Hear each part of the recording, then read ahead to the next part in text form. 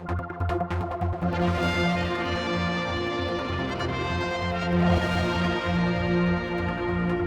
hello. We're using the studio with a view today for our next chat with Chris Robertshaw. We're going to pick up more, as we said, more questions and answers every time. But we did hear from the Chief this week in Tynwald. I think you want to come to that a bit later on. But you've got a few notes you've been making. Every time we hear something, there's always another thing that you think of, which just brings more, as I say, more questions and answers. So where do you want to delve back to now? Okay, well, I would see this exchange as being part two, with part one being the last time we spoke, as it were, after you got the FOI response, but before the Tynwald question. So this sort of follows on from that. I hope it does anyway. So if I can start off then with the reason given for the appeal in terms of the FOI response, if you recall that. That was a focus. The focus given was, well, legal professional privilege is a very important matter, as it is. And on that basis, in principle, the Chief Minister gave guidance to the DHSC. We know all that. But there's some important dates there that we just want to put on the table. The first one being the 4th of August, which was the date the appeal was filed. And that was filed by the Attorney General's office. But by the 9th of August, the tribunal had confirmed that there would be no breach of legal professional privilege. So very quickly, the tribunal confirmed their position. And interestingly, if we then leap forward to October the 22nd report from the Deemster, the firm's Deemster, in paragraph 7 of his judgment on the second appeal, he says, and I quote, "Legal professional privilege was not an issue at the hearing and perhaps had not been since the tribunal's clarification on the 9th of August. So that clearly states the position that legal professional privilege was not the issue, even though it was indicated in the questioning in Tynwald that that was why the advice or guidance was given to the DHSC. So if it wasn't legal professional privilege, what was the second appeal actually about? And here we need to look at what was said by Tynwald. And they said, consequently, the department now seeks to pursue only the fourth ground of the appeal, namely that it had been an error in law on the part of the tribunal in supposing Ms. Healy could provide evidence on the issues of disclosure, that's important, the disclosure issue, on which the tribunal required explanation. Let's go back then, let's go forward again to the first Deemster's assessment of all of that. Right. The first Deemster's judgment on this, the remaining grounds of appeal can be identified through various paragraphs of his judgment. Paragraph 15 of his judgment, he said that the tribunal had major concerns about disclosure cannot be in doubt. At paragraph 28, he said that the tribunal had the power in principle to make an order obliging Ms. Healy to provide information that was not in doubt. Or this was not in doubt, sorry. Paragraph 32, the first Deemster said, I have concluded that in the light of Mr. Murray's acceptance, incidentally, Mr. Murray is also an advocate in the AG's department. Yeah. In the light of Mr. Murray's acceptance that the disclosure had gone wrong, there is nothing objectionable in the tribunal requiring Miss Healy to highlight and explain where and how matters had gone wrong.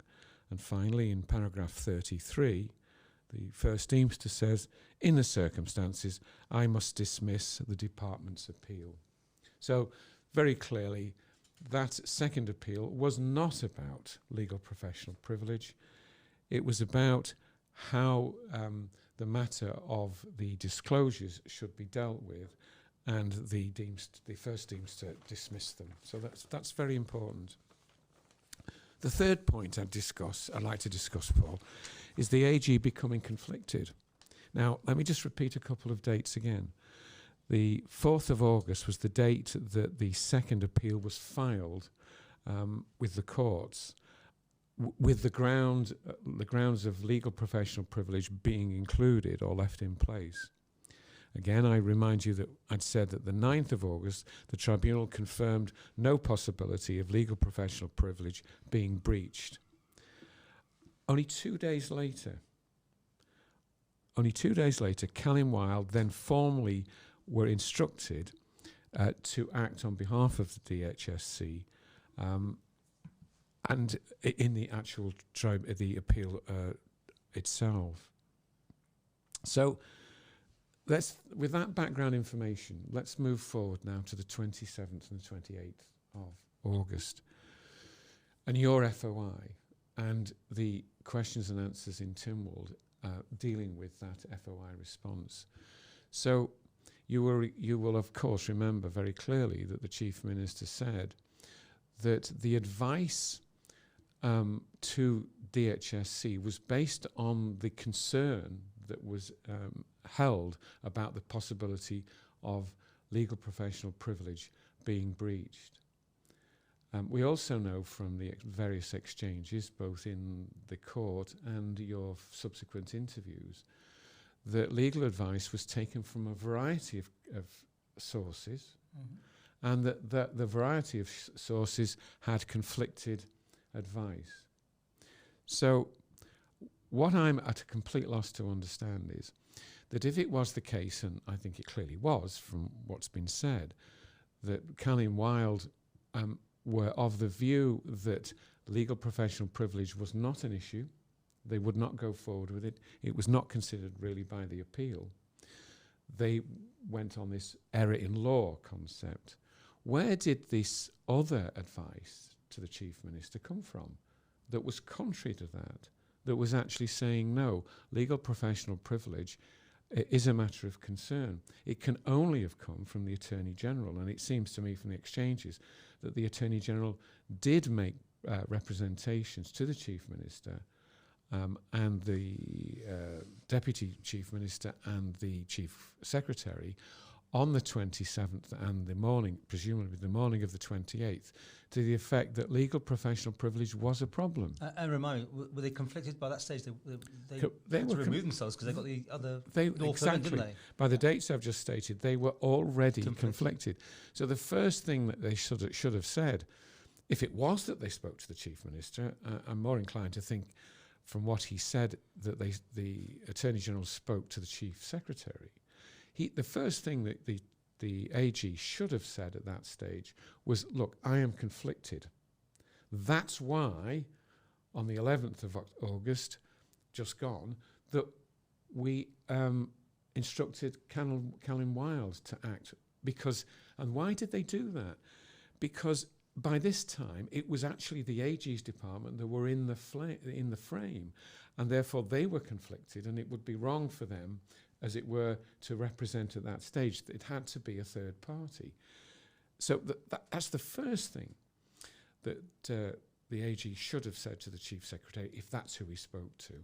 The second thing that he actually should have said was that we know that legal professional privilege is not in doubt here, or in potentially being able to be breached, because they knew this already. They knew that, and that was why they stepped out. So how could they possibly have advised the Chief Minister or the Chief Secretary that legal professional privilege was still a problem? It absolutely baffles me, unless they had a sort of an arrogant disregard and just maintain the position that they'd adopted when they'd put the original submissions into the court on the 4th of August.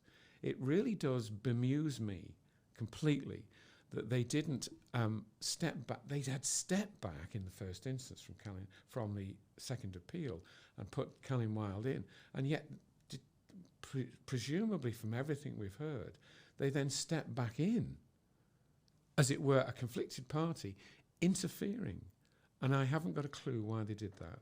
And it actually embarrassed the Chief Minister. Surely, if we can work this one out, other legal brains have done it already, and they should be holding hands up, or certainly Well, which other saying ones? No, which other ones? Well, just in general that the AG are conflicted. They're the ones that have to say they were conflicted. Even now, with this information that you're producing, isn't it? I know it's too late for the tribunal, but shouldn't there be something going on to say this is? Well, he should wrong? have. Well, he should have declared his conflict on the 27th and 28th of August of last year. Yeah. But even more so, he should have stated it very clearly before the Chief Minister got to his feet and said what he did. That's my point. Because there were two opportunities. The first one, could you forgive him for that? Well, not really, because it was fresh in his memory that he was conflicted, that he knew full well that legal professional privilege wasn't going to be breached. And yet at that time, he stepped over his conflicted position, continued to offer the wrong advice to the Chief Minister. And then long later, this week, in Tynwald, he had the opportunity to quietly say, look, I got that wrong last year. And really, I got my advice incorrect to the Chief Secretary and yourself. Mm-hmm. And he should have apologised for it at that stage, but he didn't. And he sat on his hands before the Chief Minister got on his feet. In a way, he was setting the Chief Minister up. I think it's absolutely disgraceful. Was he showing a disinterest in the Chief Minister's predicament? Was he actually, this week, showing contempt for Tynwald? Because not only did he incorrectly give the Chief Minister advice on the 27th and 28th of August, but later on here in Tynwald, he continued that denial or that position when he knew full well that it was wrong. So isn't that showing absolute contempt of Tynwald? And I don't know what the members should think of this, but it certainly completely undermines confidence in the AG's department. He's misadvising Tynwald. Look what happened to Rob Collister when he went awry somewhere or other. All hell broke loose. And there was, I think it was the Member Standards and Interest Committee, I think it was, that considered his position and asked him to apologise. And if that apology wasn't forthcoming, then he would be removed from Tynwald. And I believe now the rule is that while you're removed from Tynwald, your income will not be applied. So Rob Collister was in a very difficult position. And yet here we have the AG misadvising the Chief Minister and really misadvising Tynwald, and not a word is said about it. I just do not think that is in any way, shape or form acceptable. Who polices the police in that sense? Well, that's the issue, and I've raised this many times, which is why I've always said members should have independent legal advice from the Attorney General's office. He's showing a contempt for Tynwald. He's showing an attitude of bullying and shoving things through and almost laughing. I mean, considering the seriousness of the circumstances, there was something rather funny with an exchange that happened immediately after Tim Glover asked his question. Do you remember he talked about... Is this another sub judice moment? No. Yes, it is. But he raised it as Tim Glover said, well, what was the public interest issue? That was his question. Mm-hmm. And I don't know whether you turn the volume up on your video, but did you hear the Attorney General say, I don't think so? I saw some chatter going on up. What he said was, I don't think so. And really? Yes, in response to Tim Glover's question. And immediately the President shut up and said, this is sub judice. Well, hang on, guys. It wasn't sub judice. This is an appeal that's completed. The judgment's given. It cannot possibly be sub judice. And so was the President misunderstanding the AG's comment, I don't think so? Because that's what he said. If you listen carefully, you can hear it. And is that the degree to which the President is subject to advice from the Attorney General immediately to his left? I mean, that it was almost Monty Python-esque, really, that bit. Surely, though, I mean, we're chipping away at this. We're not the only ones, but now we've got Tynwald people asking questions. Thank goodness that it's got to that point now. And Claire is, I think, getting some good briefing. But she knows where she's going with her questions. Tim Glover came in there. But otherwise, Rob, only because Mr. Collins had his own point of order almost, really, wasn't it, about what happened and when it happened. Yeah. Do you get the impression that there is any momentum on this now? Or do you think... I don't know, but if I was, I'm not obviously, if I was the Chief Minister, I would be extremely concerned about the way the AG had advised him when he shouldn't have done, advised him inaccurately, and then didn't try to correct it this week in Tynwald. So that is disgraceful. I mean, really, that either requires him to be for Tynwald to request an apology on his part, and if he's not willing to answer that or provide an apology, then there should be a full investigation by Tynwald members as to what his conduct was throughout this. Why was he, when he knew he was conflicted, giving inappropriate advice to the Chief Minister, which he knew was wrong? I mean, it leaves you sort of baffled, really, other than to assume that the AGs have got so arrogant and so detached, so remote, that they actually have a contempt for Tynwald. But this whole subject, and sitting Tynwald, surely they're not giving advice now. I mean, that no one can get advice on this subject, surely. Or maybe they're using people that are not involved in the thing, that still work for the AG's department. Because if they need any advice at all now, it has to come from someone independent. Who's there you're talking about? Well, exactly. Could be Cannan. No. I'm talking about anyone. If the Chief Minister wants more advice next time round, and he needs to get clarification, technically, I suppose it's difficult to go to the AG's department because they're parcel of the whole thing now. So they have to go elsewhere. Yes, but let's look at the circumstances on the 27th and 28th again. We had a situation where, as we understand it now, the members in the department, DHSC, were against the appeal going forward. I think that's fair to say. We're also clear that Tynwald didn't want the appeal to go forward, or certainly didn't want the legal professional privilege element to go forward. And the only people that the Chief Minister then could reach out to at that stage, apart from them, was those two people that he described as being the Chief Secretary and the Deputy Chief Minister.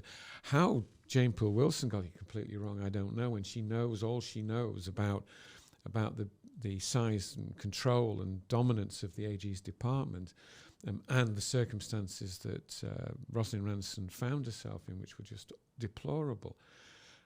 How she arrived, if she did, at a position to the effect that she wanted the appeal to go forward, frankly, baffles me.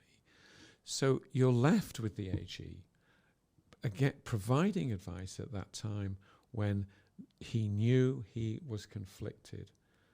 If he must have known he was conflicted, because otherwise why would he have removed his department from the appeal? That was the only reason he would do so. Yet he did it. So what he was actually doing was interfering and misadvising, and then subsequent to that, never holding his hand up. This is seriously undermining the Crown appointment, which is the Attorney General's role. And it should result in a significant loss of confidence in him on the part of Tynwald. And Tynwald must decide how it's going to re-establish that confidence. Do you think it's down to him in that sense? I mean, you kept saying him. I mean, it's a department, isn't it? Do you think he's party to everything that goes on there? Well, if he wasn't in detail party to this particular issue, when he knew that it had such importance and it was something they were driving. Remember, you and I had said, and we're repeating something perhaps too often here, that we thought the whole idea of appeals would be stupid. Mm-hmm. And yet he pushed forward with them. And then when he was conflicted, he carried on pushing forward with advice that he shouldn't have given, that was inaccurate. What a mess. What did you make to the interview I had with the Chief Minister? Did you have time to look at that? Because And with hindsight, I could have gone even further, but we were limited on time. Also, I wasn't expecting to get him. And I think the Chief Minister acted in good faith. Yeah. I think he was incredibly badly advised. And if I was in his position, I can't quite imagine what I would be saying to the AG. I think we're on the verge here of recognising that a fair and honest person would start to deliberate on their position. I'm talking about the AG here. Oh, I see. Because I said to the chief, is he going to have to, lay it in the lines like if it's well, he did. It seems. I think take the sword and fall on it. I think he did what he could in the circumstances. But he was incredibly badly advised, and I put that absolutely at the door of the Attorney General, who must have known exactly what he was doing. Why he did it, I do not know. But with the chief, we're getting down to wording, aren't we? About he gave an opinion. These things. He didn't order anything. He gave an opinion, which was obviously not the same. We didn't get to the depth of that one. And Jane Paul Wilson's name is now in the frame that he got advice, or he couldn't get the whole of Komen, but with her legal background, he used her as the deputy chief minister and got her advice. Do you think the spotlight's more on her now a bit? Maybe it was her advice to say go for that appeal? Well, no, I don't think it's particularly on... I know, we're guessing. No, I don't think it's particularly on Jane because the correct process at the time, the 27th and 28th, was from the centre, was really, well, this is a matter for the DHSC now and their legal advisors, who at that stage were Cannan-Wild. Cannan-Wild had a position. The only reason, and we're going back to our first part one of our interviews on this one, was that the Chief Minister, as I'd indicated, must have felt a certain concern for his brand new minister in a difficult position, and felt that despite the fact that it should have been with Cannan-Wild and DHSC, and had it been so, it's arguable as to whether the appeal would have gone forward at all, but there we are. However, he felt he had to give some support or guidance. He did that, but my God, the advice he got was absolutely awful. And I'm repeating myself, I placed that responsibility absolutely square at the door of the AG. Right. I mean, we've got to remember this whole thing this is a very small part of the whole proceedings. And we're getting sort of almost too in depth on this one little bit. But you have to remember, it's about her job. She didn't get her, lost the job, got sidelined. And I mean, to me, I'm still... No, we're not getting sidelined because you're right. It is only just a part of the whole. But my argument right the way through has been, right through the Rosalind Ranson affair, has been the aggression that the AG's department has shown right the way through. You have to ask the question: would have there been a tribunal at all in the first instance? Right. Why? You wanted me to go out into the broader field here. Okay. Now, I was intimately involved in the Rosalind Ranson affair, from very, very early on. I am of the view that Rosalind Ranson was open to engaging with government as much as possible in the early stages. And had that happened, then I don't believe there would have been a need for a tribunal and everything and all the costs that have happened since. And it begs the question, who was it that wanted to make absolutely sure that the government didn't engage with Rosalind Ranson and that it was allowed to be considered as an employment issue?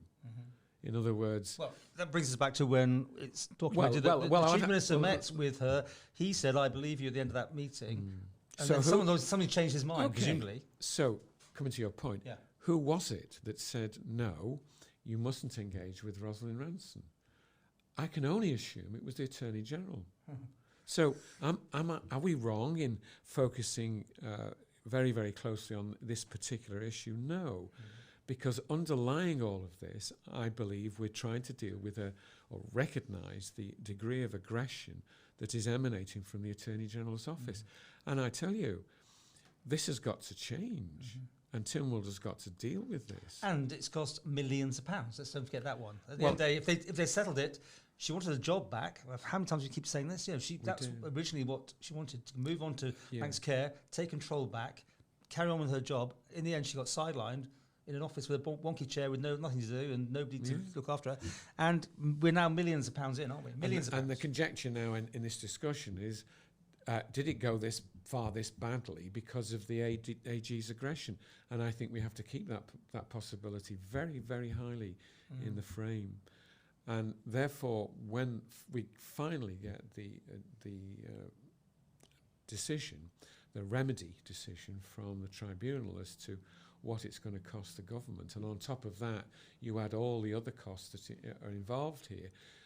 In my book, you place that right in front of the Attorney General and say, explain yourself, because none of this was necessary.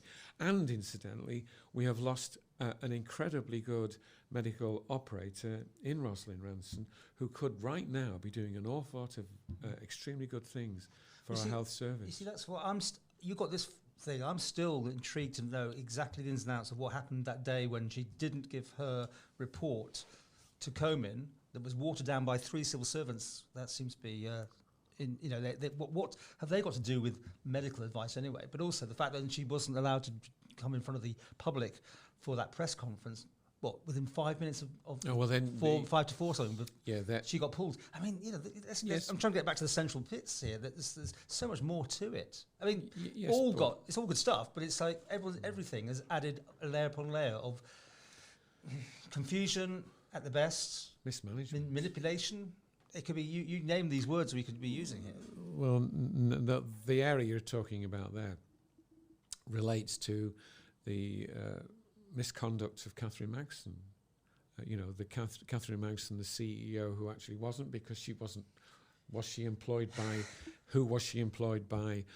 Is she in any way accountable to the Isle of Man? None of those things. Well, she says she doesn't recognise the jurisdiction of this particular tribunal, I think. So she was free to cause chaos, which she certainly did, didn't she? Yeah. Okay. Are we done on this one today? Yeah. Well, I think let's hang on. Let's just see if there's any other interesting points. While you're doing that, again, can I just thank everyone that's come up to me? I know you've had the same thing. I literally got it this morning again. People, it may not be millions, but it's got traction, and it was good that we have got voices in Tynwald now raising it. I think that's the right place for this. I'm not quite sure how that all works. If it's anything about the AGs and he's sitting up there, how that works. If the example of how the president reacted to those muttered comments by the AG, I don't think so. And he suddenly declares something sub judice. I mean, if that's the level we're working at, come on, people, let's really get a grip of this. This is the thing that gets me. We've all got people who have legal advice and legal knowledge, and it was screaming at me straight away that they didn't think that was or whatever. And this is trying to keep the finger in that dike, isn't it? Almost that feel that just trying to keep control of this thing when it clearly now is out of control from their point of view. And do you think you think someone's got to fall on their sword? The AG, you think that himself will have to take this on personally and resign? I think he's got a choice. I think he accepts responsibility for his mistakes, holds his hand up and says, this isn't going to happen again and I apologise. Or he stands his ground where he is now and says, no, I've done nothing wrong, leave me alone, effectively. Then that's the point. Tynwald should step in and instigate an investigation into what actually happened. Investigate themselves. But no, Tynwald investigate the AG. Isn't this those? We get to the point almost like we've discussed this before, other overseas jurisdictions where the Ministry of Justice almost has to come in, or the Home Office in the UK has to come in. We're not at that stage because... But it's not looking good, is it? Well, we're not at that stage because Tynwald needs to do its job. Right. It's got to stop running scared of the AG's diktats. It's got to challenge. It may very well say, well, we should have independent legal advice from the AG's department. And I would totally agree with that because, I've been saying that for years. Because they haven't, pretty well arrives us at the ridiculous position we're in now, where the AG goes unchallenged in Tynwald, when in fact there's an argument as to whether he should be there at all in the first place. Okay, well... Anyway, I haven't got any other points there. So we'll be back on this one, and thanks again for everyone's support, because I know. It's every time we have a little conversation, another bit comes out, more questions than answers, but Well, we'll have to see, won't we? Okay. We'll be back.